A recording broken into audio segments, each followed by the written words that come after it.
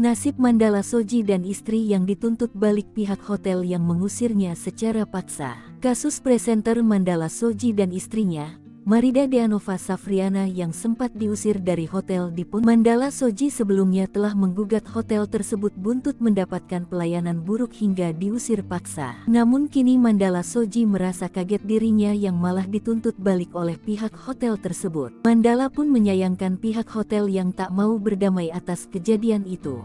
Sang istri, Marida Deanova Safriana menambahkan, lantas Marida mewajarkan hal itu terjadi karena imbas pelayanan buruk dari pihak hotel. Kemudian, Marida juga mempertanyakan soal sikap dari pihak hotel jika memang tak terima atas bukti kejadian tersebut. Ia berharap agar pihak hotel bisa memberikan penjelasan atas kejadian yang dialaminya bersama Mandala. Masih pada kesempatan yang sama, Mandala Soji menyebut ada banyak korban yang sama sepertinya.